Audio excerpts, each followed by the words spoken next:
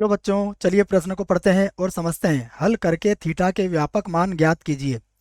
और हमें समीकरण दिया है टेन थीटा माइनस वर्गमूल 2 सेक थीटा बराबर 1। प्रश्न को हल करने से पहले प्रश्न के लिए हम मुख्य अवधारणा लिख लेते हैं, जिसकी सहायता से हम इस प्रश्न को हल करेंगे।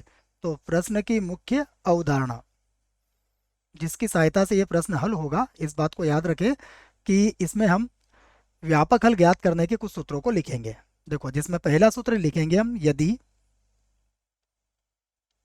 यदि साइन एक्स बराबर साइन वाई है, तो इस स्थिति में जो व्यापक हल होता है वह होता है एक्स बराबर एन पाई प्लस माइनस 1 की घात n y।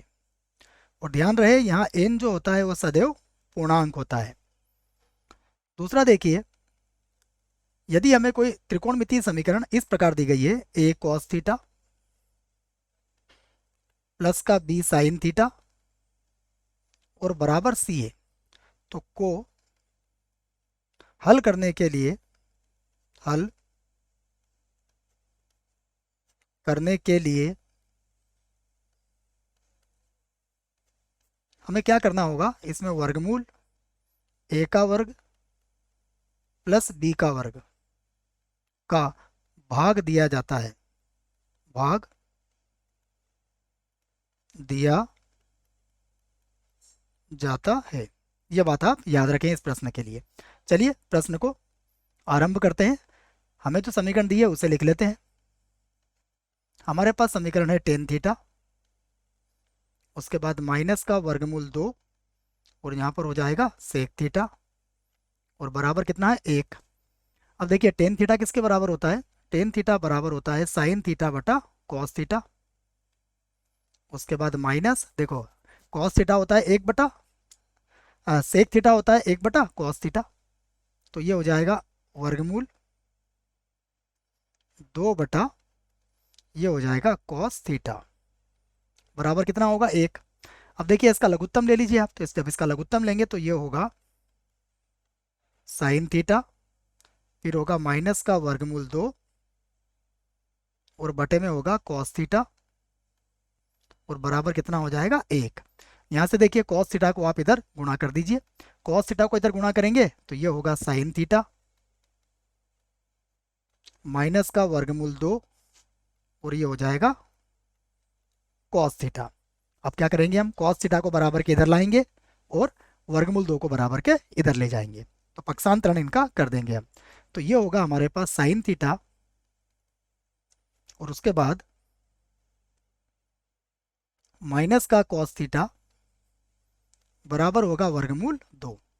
अब जैसा मैंने आपको कहा, यहाँ पर हम किसका भाग लगाएंगे, साइन थीटा और कॉस थीटा के गुणांक देखेंगे यहाँ पर, और वर्गमूल ए स्क्वायर प्लस बी स्क्वायर का भाग लगाएंगे। तो देखो, यहाँ हो जाएगा 1 का वर्ग, यहाँ पर हो जाएगा माइनस 1 का वर्ग, अर्थात वर्गमूल 2 का दोनों पक्षों में, दोनों पक्षों में भाग देने पर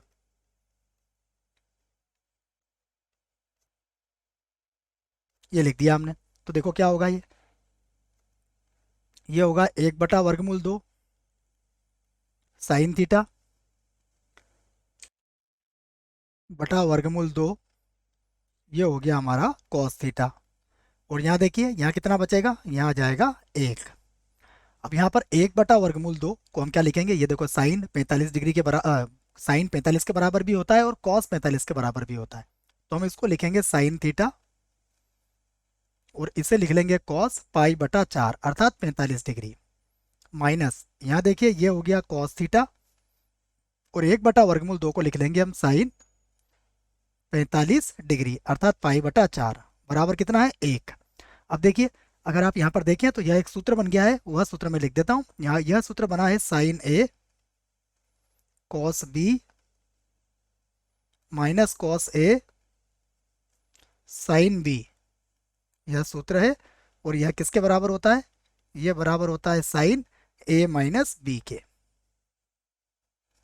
तो देखो, ये बन जाएगा ना आपका साइन ए माइनस बी, तो इसको लिख लेते हैं हम साइन ए माइनस बी। तो ये होगा साइन, देखिए ए का मान क्या होगा, ए का मान होगा थीटा और बी का मान होगा पाई बटा 4 और बराबर ये जो 1 होता है यह साइन 90 डिग्री का मान होता है, तो हम लिख लेंगे साइन पाई बटा 4। साइन पाई बटा 2 बच्चों है ना, 1 पाई बटा 2 था ना 90 डिग्री, तो ये 4 नहीं ये 2 होगा है ना, तो यहाँ पर हम लिख लेंगे इसको पाई बटा 2। अब देखिए यहाँ पर हम इसका व्यापक हल लिख सकते हैं, तो मैं लिख देता हूँ इसका व्यापक हल। व्यापक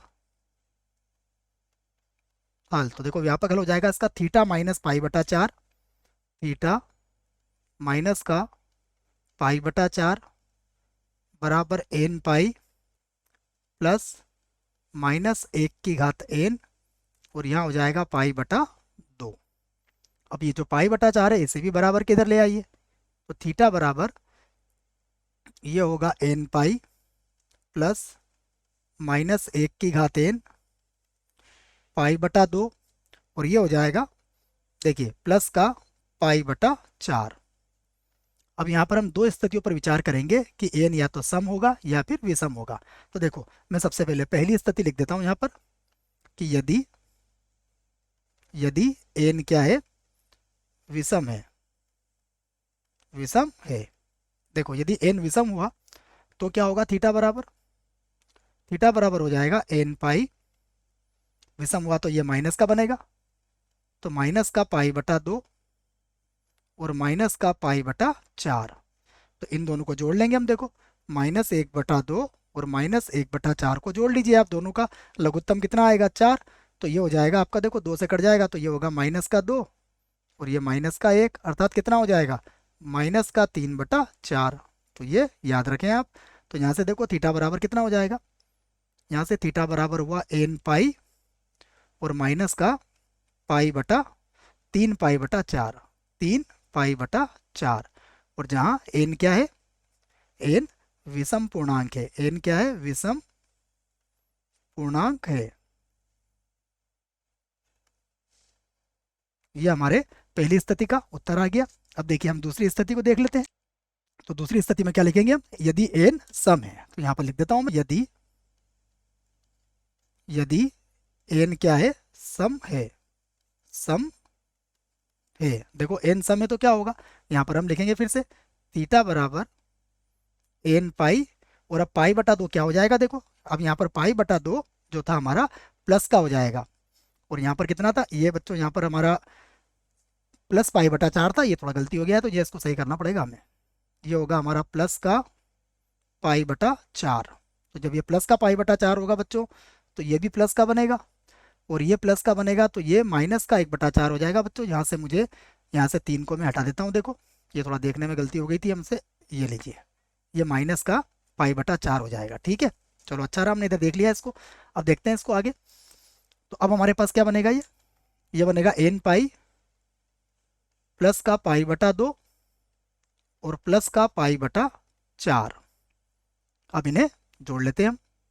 तो थीटा बराबर होगा एन पाई और देखो ये प्लस का हो जाएगा 3 पाई बटा 4 और जहाँ एन क्या है एन सम पूर्णांक है, एन क्या है सम पूर्णांक है। तो यही हमारे प्रश्न का उत्तर है। आशा करता हूँ आपको इस प्रश्न का उत्तर समझ में आया होगा। धन्यवाद।